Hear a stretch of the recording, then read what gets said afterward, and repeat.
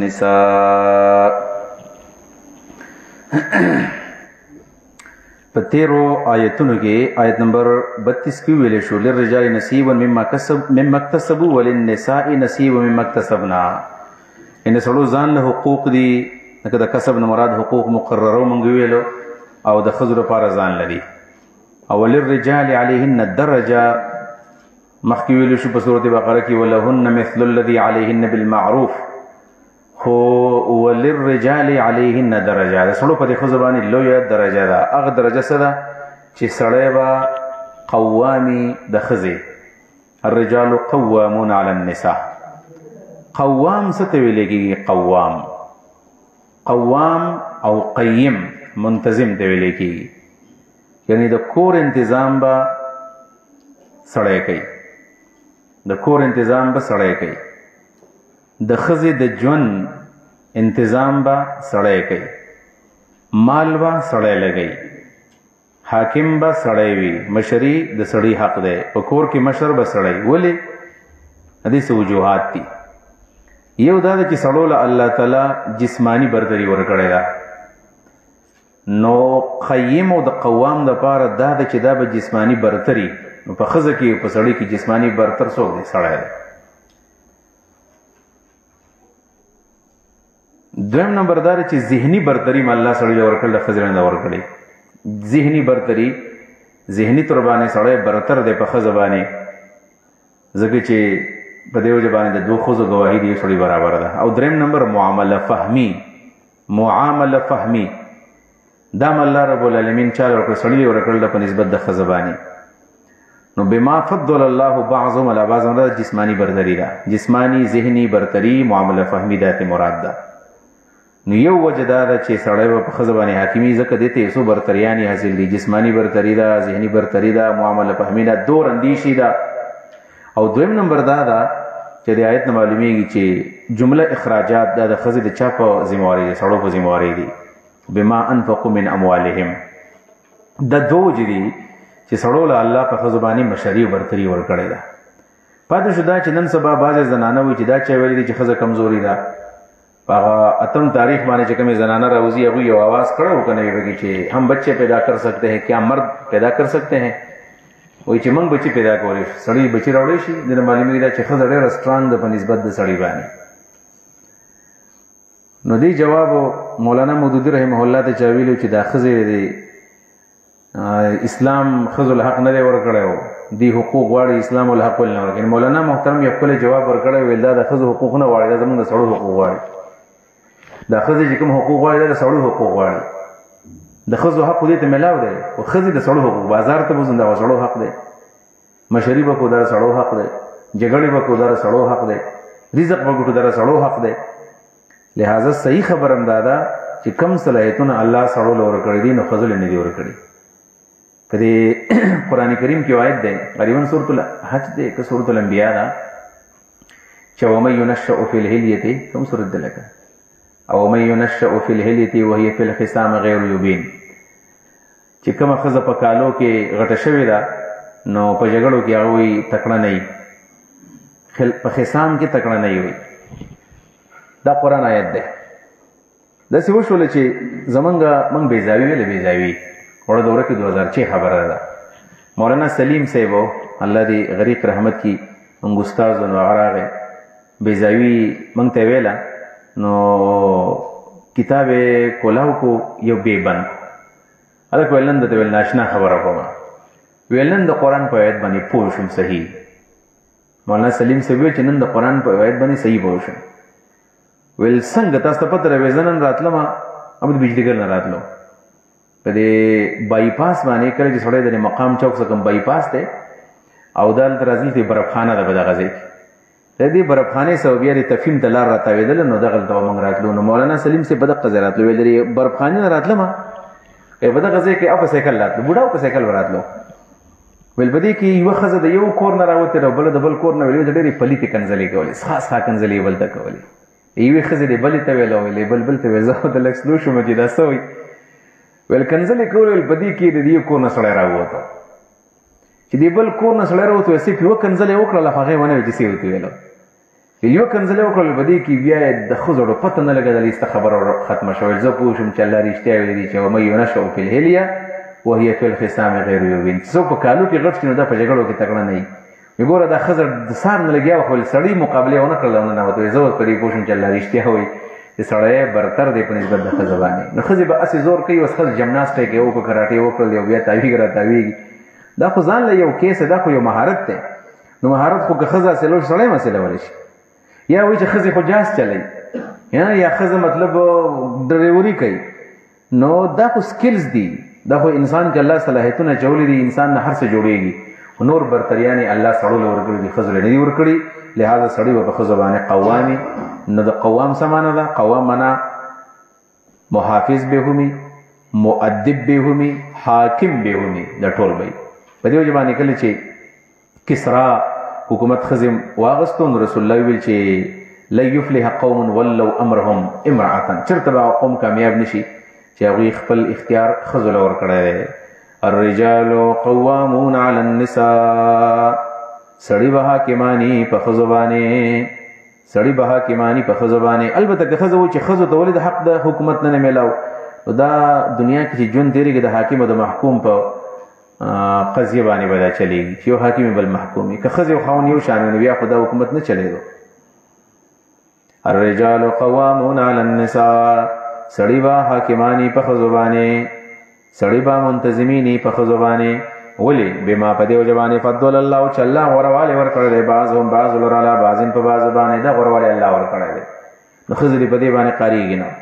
و بما په دې وجه باندې انفقوا نو فضل الله مراد جسمانی برتری شوله او ذهنی او بما انفقوا مراد جمله اخراجات شو و بما په دې وجه باندې انفقوا چې دا خاوندان به لګوي خرج کوي په دې ښځو باندې من اموالهم خپل مالونه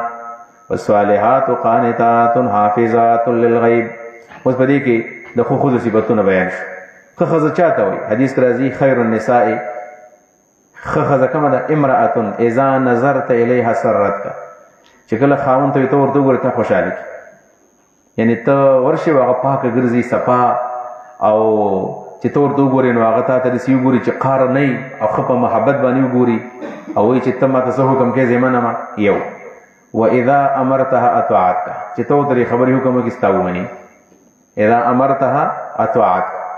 او دریم واذا غبت عنها حفظتک فی مالها و نفسها چې کله ته مسافر لاړ شي نو د خپل ځانم خیال ساتي او ستا د مالم خیال ساتي نو دا د ښې ښځې صفتونه دي الله تعالی د ښو ښځو صفتونه کوي فصالحاتو نو نیکې ښځې قانتاتن تابعدارې د خاوندانو حافظات حفاظت کوونکي ښځې للغیب لام هینیه ده په وخت د غایبېدو د خاوند کې د کور نه حینا غیبوبة الزوج عن البیت حافظات حفاظت کوونکي د ځان او د خاوند د مال الغیب په وخت د غایبېدو د خاوند کې د کور نه بما په دې وجه باندې حفظ الله بما په دې وجه باندې حفظ الله چې الله د حفاظت ذمہواری ورکړه د دوی لا بما په دې وجه باندې حفظ الله چې الله د حفاظت مقرر کړ دی په دوی باندې د الفاظ د ګران دی باندې نشي کولی بما په دې وجه باندې حفظ الله د باندې الله حفاظت وکړو څه مطلب حفظ الله چې الله مقرر کړ دی حفاظت په دې ښځو باندې د حفاظت ذمہواری د ښځو لور کړی دا چې دا کار وسو کوي ښځې به کوي د کور خیال به ښځه ساتي بما په دې وجه باندې حفظ الله چې مقرر کړی د الله حفاظت په دې ښځو باندې چې دا حفاظت به ښځه کوي یو طرف ته ښې ښځې دي بل طرف ته ناکارې ښځې نافرمانه ښځه څوک چې د هغې د خاوند څه وخت نه تېرېږي اوس یو سوال دی چې د ښځې او خاوند وخت نه تېرېږي څه به کوي او دلته چل ښودلی دی و یا اول ورته نصیحت وکوي قرآن او حدیث باندې که ونه شوله بیا جدا کوي د ځان نه جدا کړي بسترې ورسه جدا کړي که په دې ونه شوله بیا ووهئ که په دې ونه شوله نو د هغې نه پس بیا داسې وکړي چې یو حکم د خپل طرف نه بل د ښځې طرف نه مقرر کړي جوړه وکړي که په دې نه کېدل نو بیا طلاق دي واللاتي هغه زنانه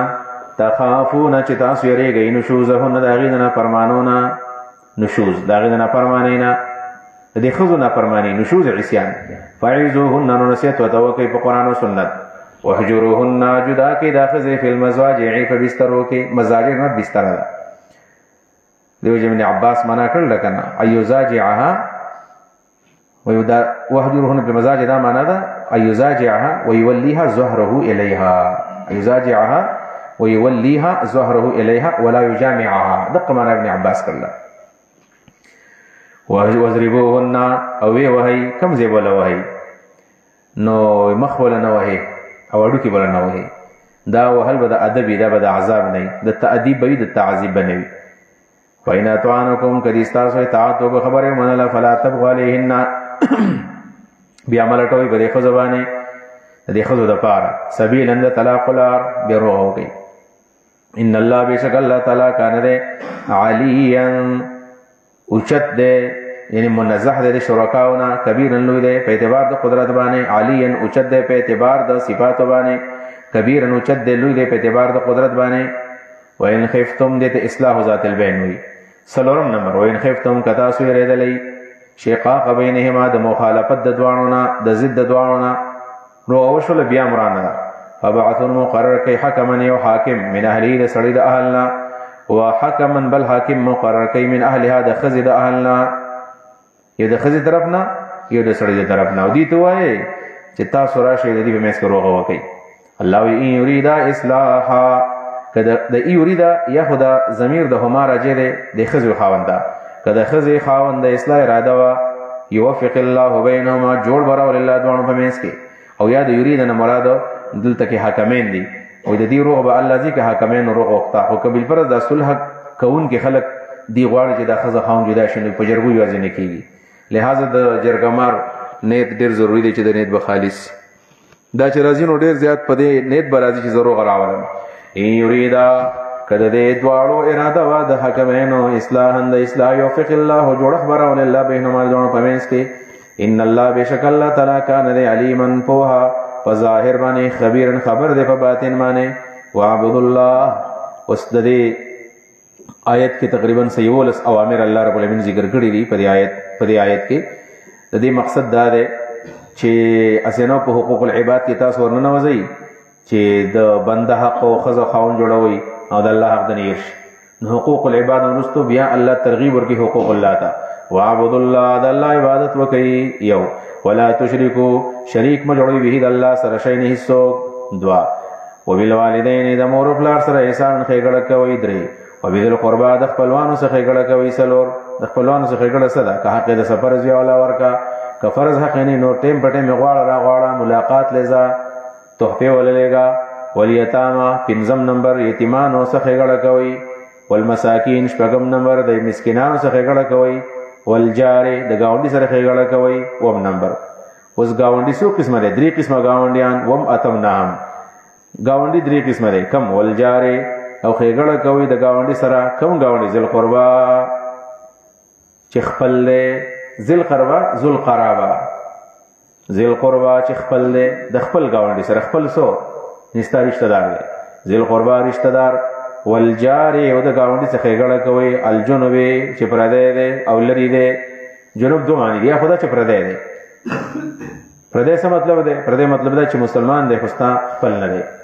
نو جار الجنوب نو مسلمان دی خو پردې ده رشتہ کې نه ده او ستانه لري دی رشتہ کې دویم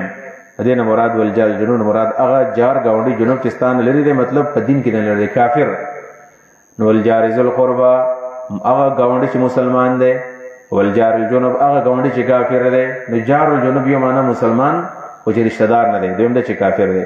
دریم وصاحب هغه گاونډي چې ملګری دی ستا بل جمع د ډړې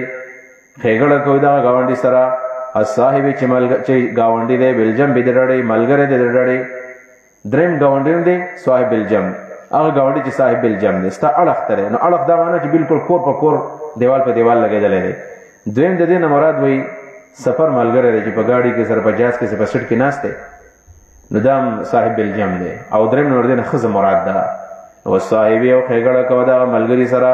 دا خزه سره بلجم چې ستاره ډډې ملګری دی درې قسمه گاونډي لسم نمبر وابن سبیل او د لارې د بچی سم خېګړه کوا مسافر د لارې بچی دی کنه شي نشته په لارې کې روان دی وما ملکت ایمانکم خېګړه کوي تاسو د خپل وینځو سره یولس د یولس احکام شو ان الله بشک الله لا يحب نخفیکته خېګړه نه کو تکبر وکې ان الله بشک الله لا يحب محبت نه کوي کل من دا چا سره کان مختالا چې دا متکبر دی مختال متکبر فخورا فخر کون کې دی فخور چاته وایي چې د احتقار په نظر باندې چاته ګوري سپک نظر خلکو ته ګوري یو مختال دی چې داغه د چال چلن نه تکبر معلومیږي فخور چا پسترګو کې خلکو ته ظاهر کډر قدر کې پسترګو خلکو ته سپک ګوري ته فخور وایي او یادار چې خپل صفاتونه وایي کوي فخور هغه چاته وایي چې الذي يذكر محاسنه على الغير خپل صفاتونه بل چاته کوي الذين يأمرون الناس بالبخل په دې آیت مبارک کې د دې ځنه ورستو تقریبا د هغه آیت نمبر 43 پورې روان ځای پورې د منافقانو قباح ذکر کیږي قبائح للمنافقین او تقریبا شپږ قباحتون د جدا بیان شي اول پدې کې دا چې دا منافقین بخیلان دي زکات نه ور کوي نو زکات چې نه ور کوي دا غوی د پر الله سزا مقرر کړی دا الذين كسان يبخلون چې بخل کوي ويأمرون الناس او امر کوي نور خلق دا بالبخل د بخل کولو یو صفت دویم ويبدا يقبح دی بدی ويكتمون پټایماس اتام الله چلا ور کړی دی دوی تامن پزې د خپل فضلنا الله چې سور کړی هغه پټای ایمان هغه پټای یا مال هغه پټای علم پټای واعتدنا للكافرين من تیار کړل د کافرانو لپاره عذاب مهین عذاب سپکونکې والذین ينفقون اموالهم یو صفت داری بخل په خپل کې دویم دا نور ته مو بخل کوي دریم دا فضل الله پټي سلورم والذین خلق ينفقون اموالهم چې خرج کې خپل مالونه رعاء الناس خلق در دي کاوي د پاره دي کاوي د پاره دم د جمهور په نسبت د منافقین مبارک دي امام مجاهد رحمه الله فرمای دین مراد يهود دي خدای تفسیر ته تبری کمزور ویل دی سیدار چې دین مراد د منافقان دي ولا يؤمنون بالله ایمان نه وروړي په الله باندې پزړه سره پنځم شپږم قواعد ولا باليوم الاخر او نه ایمان وروړي په اخر ورځ باندې خدای شیطان ملګری دی او مې یکونه شیطان او اوسو کې شیطان نه هو د قرین دوست پسا قرین ناکار ملګری دا شیطان پسا قرینا ناکار ملګری دی دلته خدای د ملګری بد بیان کړ مې یکونه شیطان له قرینا پسا قرینا تل خدای د منافق بد بیان نشو کستا د ملګری بد بیان شو کنه نو وجه ودا چې المرء على دينه خليله عن المرء لا تسأل واسأل عن قرينه شعر عن المرء لا تسأل واسأل عن قرينه د ملګری تپوس مکوا د دوست تپوس کوا وكل قرين بالمقارن يقتدي وكل قرين بالمقارن يقتدي هر ملګری د ملګری اقتدا کوي او یو دوست نه پیژني د بلګری دوست به تعلقي وما عليهم لو آمنوا بالله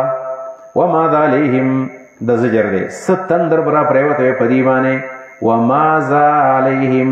او سزر به پدی باندې لو آمنوا بالله ایمان راوړې په الله باندې والیوم الاخر او اخر ورځ باندې ایمان راوړې دژونه وانفقوا خرج کړو مالونه مما دغه مالونه رزقهم الله چلا ور کړی دوی ته استندر پنور پریوته وکان الله ود الله تعالی بهم پدی باندې علیمن پوها ان الله لا یسلم وزدل د سوال لذي چې مونږ ګناګارو توبه قبليږي الله ویا توبه قبليږي توبه واسي الله ظلم نه کوي پتا سبحانه ان الله بیشک الله تعالی لا یظلم ظلم نه کوي مثقال ذره اندازه دی ذره برابر د ذره مثقال برابر مثقال ذره برابر دی ذره ذره ستوي نو ذره خو راس النمله ته هم وي د میګي سر تم ذره ویل شوی دا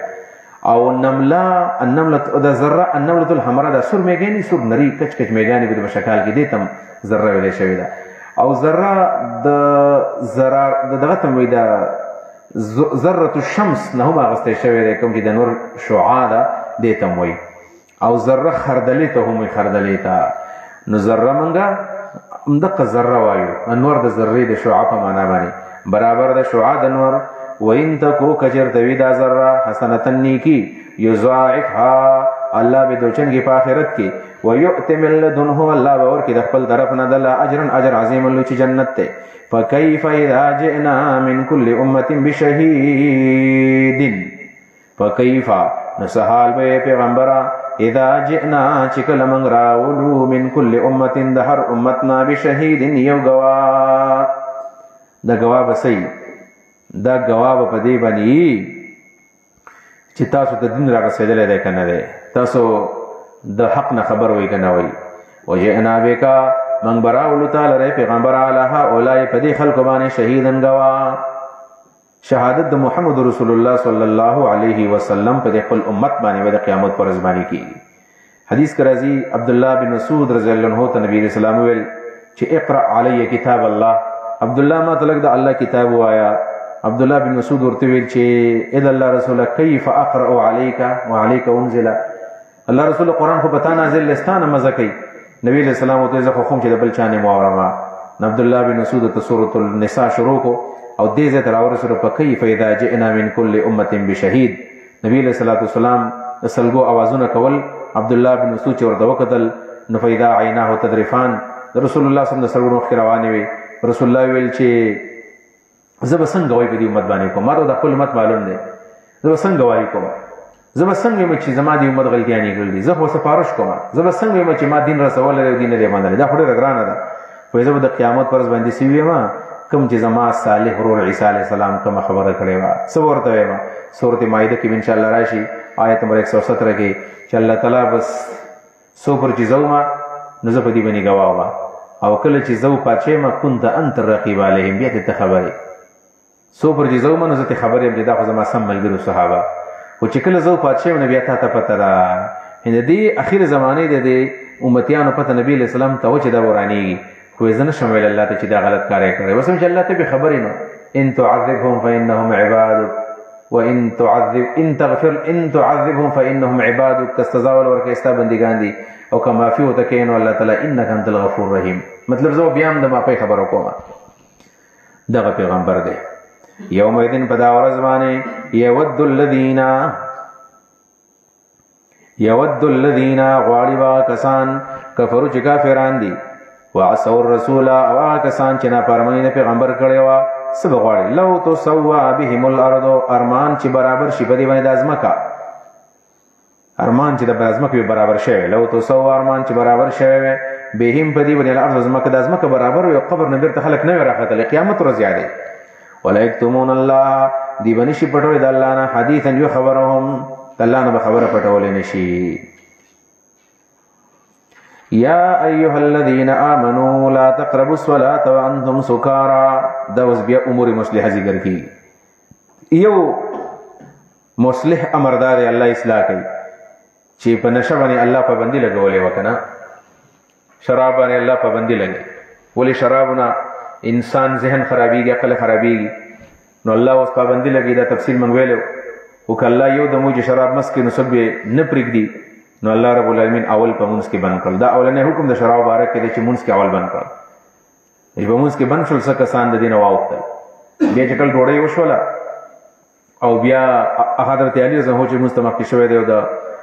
یا ایها الکافرون اعبد ما تعبدون و لا اعبد بزمن اعبد و نو الله ویل د مونږ په ټیم کې شراب مرام مسکې چې کله شراب اوس کې منزل مورځي نو څه مطلب شراب بس کوي مونږ باندې کوي نه مطلب دا شراب مس کې چې کله مونږ کوي نو مونږ به کې شراب پرې دی ودی طریقه باندې بیا یو کس روټي کړو باغې کې فخر مخر چې وشو په یو بل باندې جګړه پکې وشولا نبی الله رب العالمین د رسول الله نه چاته پوسو کو شرابو کې خیر شته او کنيشته به ول پیدیم پکې دي خو نقصانات هم ډیر زیات دي او په اخر کې پابندي ولګیدل یا ایها الذین آمنوا ای مؤمنان لا تقربوا الصلاة من ذکرږي منستا وانتم سکارا پد سیال کی جتا سنشئ حتی تعلمو حتی چتاسو پوہے گئی ما پاس بنے تقولون چی سوائی تاسو دیزی کی دنشی تعریف شی نشا ستوئی وی نشا غی توئی چی سڑے بقول خبر نپوئی او چی بخبر پوئی گی دیتا نشا نوئی حتی تعلمو ما تقولون دین دا معلومیگی چی تاسو سوائی تاسو او پاغي پویدې نو مطلب دا چې نشه نه پتور شته په عقل کې خو نشه نه دراغله او کبل پرس په خبر نم پویدې نو بیا عقل خراب شوی دی نو بیا دا نشه لري تعریف لا تقربوا الصلاه وانتم سكارى په دې کې دوه تفسیر دي یو تفسیر امام ابو حنیفه ته منسوب دی بل امام شافعی ته منسوب دی امام ابو حنیفه رحم الله فرمایي د صلات مراد منځ د عبادت دی مطلب دا چې کله منځ کوي منس کوي کلا نو مخکې نشي مشه ما کوي ولا جنبا او منځ مه کوئ تاسو په حالت د جنابت کې. داسې وایي لا تقربوا الصلاة منې ځای کېږي مونځ ته وانتم سکارا په داسې حال کې چې تاسو نشئ ولا جنبا ولا تقربوا الصلاة جنبا مه کوئ مونځ په جنابت کې ولا تقربوا الصلاة منې ځای کېږي مانځه ته جنبا په جنابت کې. جنابت په حالت کې مونځ مه کوئ تاسو. جنابت په حالت کې مونځ ګناه ده. الا عابري سبیل الا عابري سبیل دا استثناء ده سنه ده دا استثناء ده ولا جنوبان نه ده. ګوره د نشې په حالت کې منځ مه کوئ د جنابت په حالت کې منځ مه کوئ. خدا ولا الا عابري سبیل نو الا خو استثناء ده او دا استثناء ده سنه ده دا ولا جنوبان نه ده چې الا عابري سبیل مگر په جنابت کې منځ کوئ کله چې کله تیریدونکي په لاره باندې چې په لاره تیریږي نو په جنابت کې منځ وکوئ. بیا دا تشریح ده. الله فرمایي امام بونی پسې وایي چې منځ مه کوئ په حالت د نشه کې دویم منځ مه کوئ په جنابت کې. البته یو صورت داسې دی چې تاسو دپاره په جنابت کې منځ کول جایز دي چې کله په لاره تیریږئ نو کله مطلب دا چې بیا تیمم ووهئ. په دې وجه باندې امام ابو حنیفه رحمه الله د صلات نه مراد اغستی دی منځ او د عابري سبیل نه مراد اغستی دی مسافر. مسافر دی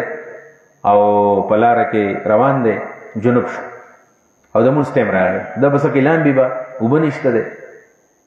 چې اوبه نشته دی نو څه به کوي دا چې اوبه نشته دی نو دا بیا تیمم وهي. نو که اوبه دي نو دا به غسل وکړي جنابت نه به وځي او که اوبه نشته دی نو بیا دې داسې وکړي په دې جنابت کې د تیمم وهي مونځ دی کوي بیا لکه څنګه چې په غزوه د ذات السلاسل کې حضرت عمرو بن عاص رضی الله عنهما هغه امیر په دې سریه باندې و د خپل ملګرو له ساري مونځ کو جنوب خلکو ته پته و د باندې غسل غوښته دی مونځ ته مخکې شو ایسته تیمم یې ووهو مونځ ته مخکې شو هغه ورته ویل که غسل وکوئ نه کوم غسل تیمم وامه. صحابو سره اختلاف راغی چې کله واپس راغل صحابه کرامو نو نبی علیہ السلام ته شکایت وکړو چې عمرو بن عاص موږ له په جنابت کې مونځ کړی دی تیمم یې واله. دې صحابو خیال دا و چې د مونځ به په تیمم باندې کېږي خو غسل به پرې نه وځي جنابت دپاره تیمم نه و قایل. نو عمرو بن عاص نبی علیہ السلام ویل که ولې دی وایي تا په جنابت کې مونځ کوله الله رسول یخني وه نبی علیہ السلام بس وخندل ویل یخني وه ویلا ویل یخني نو څه چل وکړه لمبولې باندې مړه کېدم ویل بس نبی علیہ السلام خاموش. دې نه معلومه دا شوه چې سخته یخني ده یعنی په دې جنوري فروری کې یخي ودي په دې کې بیا ګرمې اوبو تنظیم نشته چې نشته د نو بیا تیمم سړی والی شي. البته امام ابو یوسف رحمه الله وایي که دا چېرته کور دی او یا بازار دی نو په کور کې خپلې اوبه ګرمي په بازار کې سقاوي میلاویږي نو بیا به ګرم اوبو تنظام کې که کور هم نه دی بازار هم نه دی نو بیا سړی دی تیمم وهي ځان له او په دې به دا مونځ وکړي چې کله ورته اوبه میلاو شولې بیا دې غسل وکړي. دقه مسله ده اسانه مسله ده موږ ځان ته ګرانه کړله. امام شافعي رحمه الله ته بل تفسیر کړی دی هغلته د مجاز نه کار اخیستی لا تقربوا صلاة معنا لا تقربوا مواضع الصلاة اته جماعتونه مراد اخیستي دي. امام شافعي دا معنا کوي ای مسلمانانو جماعتونو ته مه ځئ په کوم حال کې چې کله نشه یې او کله جنوب یې د جنابت په حالت کې او د نشې په حالت کې جماعت ته مه ځه. ولې جماعت ته چې راش سندرې به تلاوت په ځای باندې بیا وی که نه جماعت ته لاړ شي او نشه دې کړې ده خو بیا به سندرې وي او بله دا چې جنابت په حالت کې خو ګناه د جماعت ته تلل الا عابري سبیل. د الا عابري سبیل استثناء د سنه دا دینه ده چې الا عابري سبیل معنا امام ابو شافعي رحمۃ اللہ علیہ کوي مرور په المسجد ته مراد اخلي. مطلب دا دی چې جماعت ته په جنابت کې مزه خو بالفرض که په دې جماعت باندې ستا لار ده نو څه به کوې بیا پکې تلی شي بیا پکې څه شي تلی شي پکې یا په جماعت کې تبلیغ والا جماعت ته راغلي طالبان جماعت کې اوسېږي او جنوب شوی دی او په جماعت کې دننه به طور مثال لیټ لګول دي په جماعت کې پوړ را ایستل دي نو دې ته عابري سبیل وایي ستا په لار ده نو تلی شي دې ته ضرورت ویلی کېږي. نو دا د امام شافعي رحمت الله علیه رایې ده چې جماعت کې سړی په جنابت کې به نه ګرځي خو که ضرورت دی نو په جنابت کې سړی مرور کولی شي مونځ به پکې نه کوي کینې به پکې نه زر به راوځي. دقه دومانې په دې کې شوي دي یا ایها الذین آمنوا ای مؤمنانو لا تقربوا الصلاة مونځ ته منې ځای کېږئ وانتم سکارا په داسې حال کې چې تاسو نشئ حتی تعلموا حتی چې پوهېږئ تاسو ما په هغه څه باندې تقولون چې وایې ولا جنبا منې ځای کېږئ جماعت ته په حالت د جنابت کې الا مونځ ته منې ځای کېږئ په حالت د جنابت کې الا عابري سبیل مگر که تاسو تېرېدونکي په لاره باندې مسافر یئ حتی تغتسلوا حتی چې غسل وکړئ بیا ځئ بیا مونځ کوئ. وَإِن كُنتُم مَّرْضَىٰ او که تاسو بیماران وئ او علی سفر یا په سفر باندې وئ او جنابت د تراغه او جاه دنیا راغه یو کس منکم استاسنا من الغائط د کندن غائط کندې ته وایي مراد د دې بیا د کو د سماته دی من الغائط د کندنا او لامستم النساء آیات سلاس ولګو د خزو سرا نګور چې سړی په سفر باندې روان دی او یا بیمار دی یا د سمات کو نو د کندن راغه او د سمات شو کنه نو سبا کوي تاسو نو تاسو لاس وینځي غسل وکي او داس وکي کنه نو تیمو وایي ودلته به کې بل او لامستم النساء آیات سلاس ولګو د خزو سرا د خزو سلاس تاسو ولګو الکه وخت دا غبن کې هغه شي د خزو سره چې کله لاس ولګېدو نو په دې باندې مو د سمات شو د قران نه خدا معلومیږي او لامستم النساء آیات سلاس ولګو د خزو سره نو سړی یو داس دی د خزو سره لاس ولګېدو نو د سمات شو بیا ځان لاودس بکې دا راي د چا د امام شافعي رحمه الله چې لمس النساء باقاعده او د سماتای خزو سره لاس ولګو او د سماتای امام ابو حنیفه رحمۃ اللہ علیہ فرمایي چې نه د خزو په لاس باندې او داس نه ماتيږي دلته د لمس نه مراد جما ده کم معنا چې ابن عباس کړی دا چې او جامعتم النساء په دې کې صحیح مسلک د امام مالک رحمۃ اللہ علیہ دی په دې باب امام ابو حنیفه د دې نه مراد جما ده او په خزو په لاس لګول باندې د سړو ماتيږي نه امام شافعي رحمه الله فرمایي د خزو په لاس لګول باندې او داس ماتيږي لکه څنګه دا آیت دی امام مالک رحمۃ اللہ علیہ فرمایي چې دوه قسم خبرې دي لاس ته بکم ندبانی ولګو حقیقت خبره ده ک لاس ته د مینې د شهوت په تور باندې د خزې سو لګو عین ممکن د ستاده بدن نه خارج شي نو د استعمال شي خپل مور دا خور دا لور دا هغه څوک د شهوت په تور لاس نه ملاوي نو بده ودسو نه ماتيږي دا ډیره زیاته معتدله ده امام مالک رحمۃ اللہ علیہ فلم تجدوا ماء او لامستم النساء معنا خو ابن عباس جامعتم کړل دلته معنا د جامعتم وکا ما مسله په بیان کړه او لامستم النساء یا تاسو جما وکړو بیانو سره فلم تجدوا ماء تاسو نه مونږ دیو پته یم مونږ تیمم کوي سعیدن په خاور باندې طیبن په پاکه خاور باندې څنګه تیمم کوي فامسحوا بوجوهکم وایدیکم لا سرا کوي په مخونه باندې په لاسونه باندې آسان تیمم دی قران څنګه وایي فامسحوا لا سرا کوي تاسو بوجوهکم په خپل مخونه باندې وایدیکم په خپل لاسونه باندې وې د څه وکي چې کله وبنوي نو خاورې ته توجه وکي تیمم معنا قصد اراده وکي توجه وکي قصد وکي خاورې ته او دغه مطلب لازم کله واچوي او بیا دغه لاسونه په مخ راکږي په لاس راکږي نو څنګه امام احمد رحمت الله علیه د سی وی او دا په بخاری کې د حدیث ته چې تیمم طریقه دا ده د سی بسړې زمکه لاس راواچي بیا به دوړو پکې ونه وسنډي دي یعنی پکې وته کی بیا ولې سی وکي بیا ولې سی وکي بس د تیمم وشو د امام احمد مذهب دی بخاری کوم د قشان راغلی د قران هم دغه تیمم معلومیږي چې په تیمم سعیدن طیبه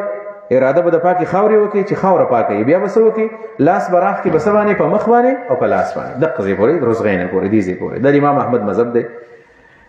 دوی مذهب د امام ابو حنیفه مالک او د شافعی د دې درو امامانو دا دي چې نه د تیمم د پاره تر شردارې دو ضروري یو نه دا یو ضرب د سی وي د سی وو او دویم ځل به د سی وکي دا تیمم طریقه ده په دې کې ډېر زیات تکلیف نه وکړ چې بعضی ملګرو ډېر زیات تکلیف کوي چې بس مټي براون غاړي یو سم د سی د لاس پسې کوي چې یو ځای نه پاتې نشي دومره سختی پکې نشته ها ځکه دا لاس انزل نه دی دا مسله لاس راخل دی دا تیمم نه د جمهور په نسبت تیمم وه کم چې ابو داود کې دا طریقه راغله دا سی وه دا سی وشو یو دیو ځل باندې وو دا سی او دا سی بس دا وشو دا طریقه ده او د امام احمد طریقه هم ته خدای چې بس یو ځل وه او په دې باندې دا سی وشو د تیمم وشو بس په ټول باندې عمل پکار دی په فرض وخت ډیر کم دی دغه تدې طریقه سره تیمم والے شي خاطر دوانه په حدیث کې راغلي ان الله بشک الله تعالی کان د عفوا ما فی کون کې غفور بخون کې تیمم د لپاره شرطونه صرف دادي چې تیمم ال وهي چې بیماری یا په سفر باندې رواني دغه دوه خبرې دي او د دې سره سره د جنازې د مونږ لپاره د جنازې د مونږ لپاره د تیمم خبره شته تیمم لا اله عمل لا اله خلف وتویلی لا اله خلیفہ د سي عمل چې دغه خلیفہ نه تیمم د سي عمل وکړي دغه خلیفہ نه فائت لا اله خلف ورته وي فائت لا اله خلف د سي عمل پوهچ خلیفہ نشته جب لکه د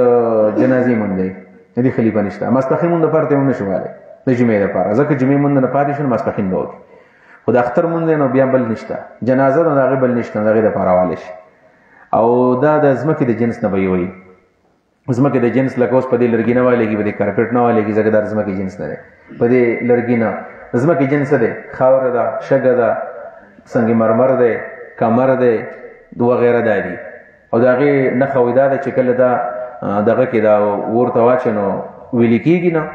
او ایره کېږي نه کوم شی چې نه ایره کېږي او نه ویلې کېږي نو په اوسپنه هم تیمم نه کېږي ځکه چې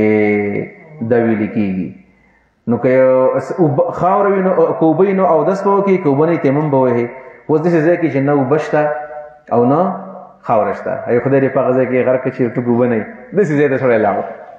نو هغه ځای ته بیا مسله ته معلومه ده که نه لکه په جهاز کې اوس اوبه نشته به طور مثال او خاوره نشته لمونځ ټایم راغی څه به کوي بیا نو هغې ته مسله د فاقد الطهورین وایي مالک شافعي احمد اور هم لالا نعم نعم نعم لا ولا نعم ولا مسله پکې ده څه مطلب مالک شافعي احمد اور هم د الله ټیم مسکم دی چې کم کم مسله بیانو خو ځان مسله چون کې ضروري د بیان به کما امام مالک رحمه الله فرمایي چې کله یو سړی داسې وخت لراغی چې نه د اودس وبشته دی او نه د تیمم دپاره خاوره شته لا لا لا لا معنه لا ادا علیه ولا قضا په ده باندې مونږ نشته اوس به هم نه کې قضا به هم نه راوړي لا لا معنه دا ده امام شافعي رحمه الله سوئی امام شافعي رحمه الله علیه فرمایي نعم نعم مطلب علیه اداء و علیه قضاء وسبا بغیر اودس نه منظم وکي او بیا به قضا مراوړي دوه منځونه وکي او امام احمد رحمه الله سوئی نعم لا نعم لا څه مطلب دی امام احمد د سوئی بغیر اودس نه ود قضا کی منځو کی قضا پی نشته خو زده منځ الله بغیر اودس نه قبلای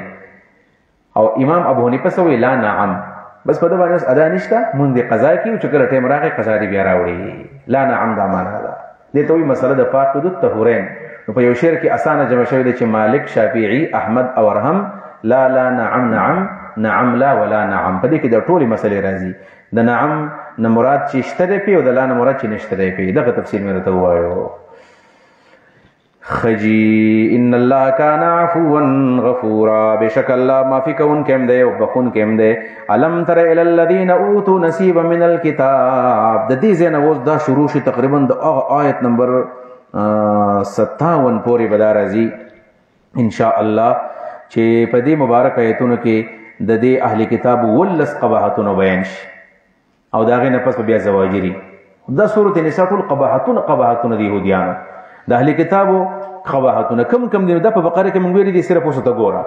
علم تر ایتان دي کتل للذین خلقوا طاغوت نصیب من الكتاب چې هغه ته ورکړل شوی دا یو څه کتاب په قران سم نه پويږي په حدیث نه پويږي بس په لکشي پويږي یشترون الضلالتا دی اخلی گمراهی نیو قباحت اداره دویم ويريدون غواړي ان تزل السبيل چې تاسو هم گمراه شئ د سمې لارې نه په خپل گمراه دي گمراهي هغې سره ستاسو گمراهي هم غواړي والله اعلم باعدائکم الله ستاسو دشمنان پیژني وکفا بالله ولی او کافی د الله تعالی حفاظت کوونکې وکفا بالله نصير کافی د الله تعالی مدد کوونکې ومن الذين بل من الذين د بعض د خلقنا هادو چې يهوديان دي يحرفون الكلمه تحریف کوي په کلمو د تورات کې يحرفون الكلمه بدلی معنی د کلمو د آیتونو معنی بدلی تحریف کوي په کلمو د کتاب کې تورات کې د رسول الله صفاتونه چې راغلي او هغه بدلول لکه څه صفاتونه راغلي دا صفات راغلي وکنه دا ورنګ به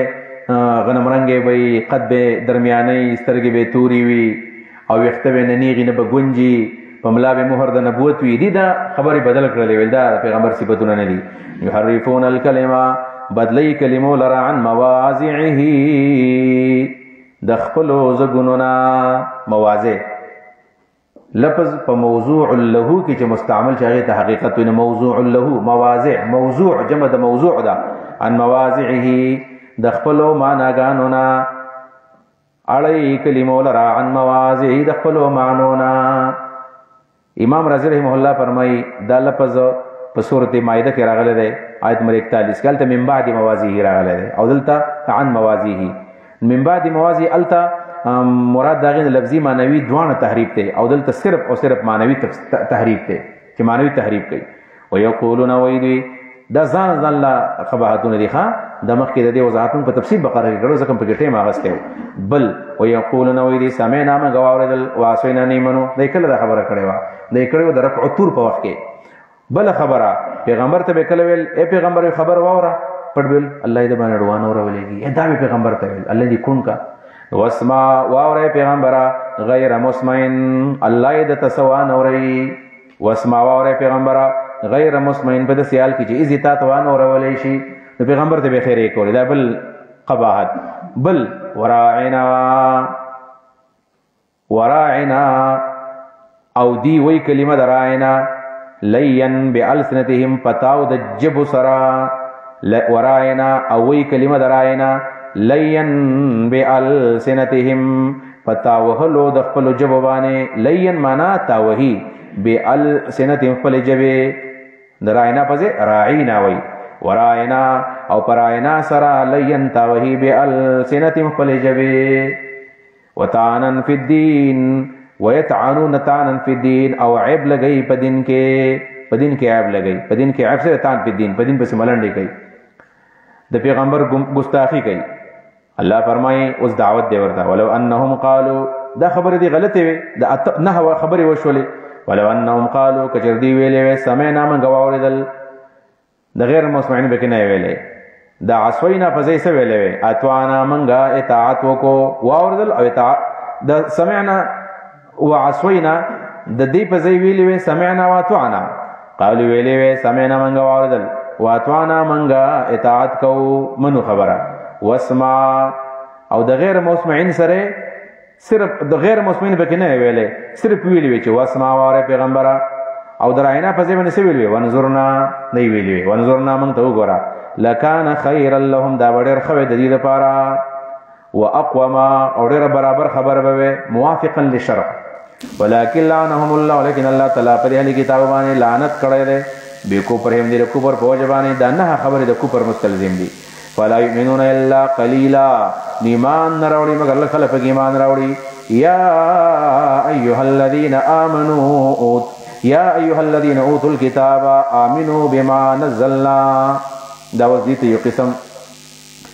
زجرم دی او تخویف هم دی سو ورته یا ایها الذين ای هغه کسانو اوتوا الكتاب چې کتاب ورکړل شوی دی تورات انجیل والا خلق دی امنو ایمان راوړی بما با کتاب باندې نزلنا چې موږ نازل کړی دی مصدقاً په داسې حال کې تصدیق کوونکی کتاب دی لما دا کتاب معکوم چې تاسو سره موجود چې تورات ته ایمان راوړی په دې کتاب ولې کرام نوړو نو ګورې عذاب د باندې براوله هغه کم دی من قبل مخکې انت میسا چې موږ به وران کو وجوها مخون استاسو مخون بدل وران کو شکل بم بدل فنردها من براواړو دا مخونه فنردها من براواړو دا مخونه علات بارها شا طرف تر دوی یعنی موږ مشتکون وران کو مخامخ ونه ګورې شاته بګورې دا بد باندې الله تعالی عذاب راولېږي نو دین خو یا تمس حقیقی مراد ده حقیقی مخونه وران نو من قبل ان نتمسا مخکې دا غنې من بوران کو وجوها مخونه فنردها من بیر اواړو ولات بارها شا طرف ته دا عذاب الله رب العالمین په دې باندې راوستم دي دویم دا دینه مرادو کنایه ده د گمراهی نه دا کنایه د گمراهی نه گمراه بم کو انت مسو وجوهن من بار اواړو مخوران کو مخونه فنرد علات بارها شا ته بیر اواړو مطلب تاسو به ایستا د دین بل طرف ته واړی او دریم نمبر د وجوه نه مراد کو برادي مشران بدل وران کما من قبل مخکنت مسا چې موږ بوران کو وجوهن مستاس مشران فنرد دام براوالو دا مشرانات بارے شا طرف تا نو په مشران به ظلم شروع کین مشران بدل در ظالمان جوړ کما د ټولي معنی دي او نلعنهم یا ومنگا لعنت کو په دیوانه دین مراد د دنیا عذاب دی کما لعنا اصحاب السبت لکه څنګه چې موږ لعنت را لګلو لعنت هم کړو په خالی والا وبانه ناغین شادوغان جوړ کړو تاسو شادوغان جوړ وکانه امر الله دې امر د الله تعالی مفعولا کیدون کې ان الله بشک الله تعالی لا یغفر مطلب څه دی ګوره یا ایو الذین اوتوا کتاب امین ایمان راوړی او د څه وکړي چې توبه بس الله به ټول ګناهونه معاف کړي البته یو ګناه هغه خامخ پرېږ دی کومه ګناه د شرک ځکه الله ګوره شرک نه معاف کوي حضرت علی رضی الله عنه فرمایي چې احب آیه فی القرآن الی هذه الايه په قران کریم کې ټول محبوب آیت زماده ده چې الله رب العالمین ټول ګناهونه معاف کوي بغیر د شرک نه شرک موږ نه کو ګناهونه الله معاف ان الله یغفر الذنوب جميعا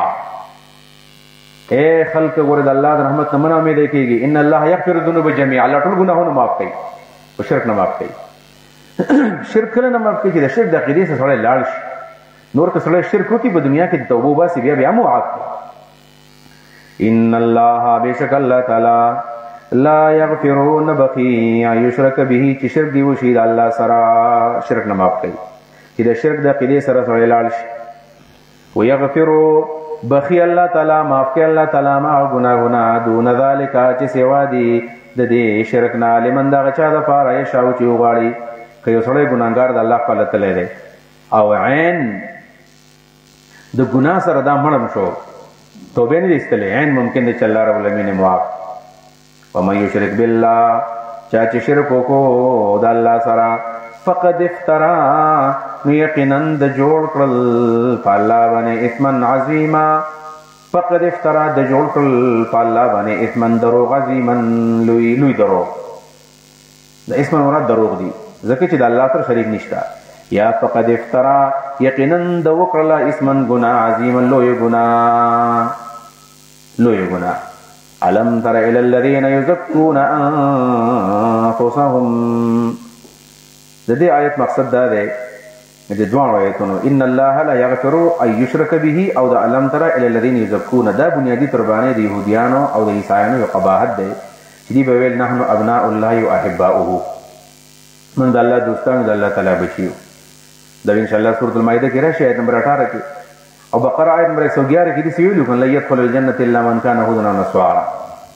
نو دا خبره کله وکړه الله رب العالمین ته فرمایي چې ګوره تاسو په شرک اخته، تاسو عیسی علیه السلام ته ابن الله وایي، عزیر ته ابن الله وایي، نو شرک الله معاف کوي نه، خو د شرک نه ځان پاک کوي کنه. او بل دا چې ځان مه پاکوئ بلکې پاکول به الله کوي. علم ترای تان دی کتلی الذین خلقوا ذا یذکون انفسهم چې پاکي خپل ځانونه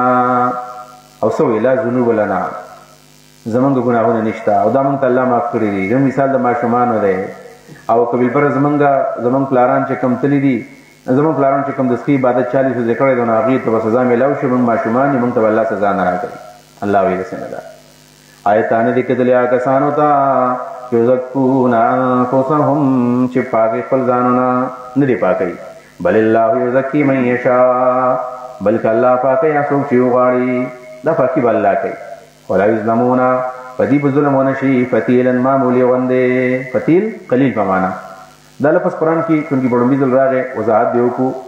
یو دا لفظ دی فتیل لکه آیت نمبر 49 د سورۃ النساء کې راغی. دویم نمبر براشي لاندې آیت نمبر 53 کې فإذا لا يؤتون الناس نقيرا، پکې لفظ د نقیر راغلی دی. او دریم ځای کې به ان شاء الله لفظ راشي د قطمیر. د درې ټکي دي فتیل، نقیر او قطمیر. عربي دومره وسیع عجبه ده. موږ صرف د کجوري اډوکې پیژنو چې د کجوري اډوکې ته نوات وایي په عربۍ کې بس. حالان کې په دې اډوکې کې څلور څیزونه دي. یو د اډوکې دی په خپله دې ته نوات وایي. دویم نمبر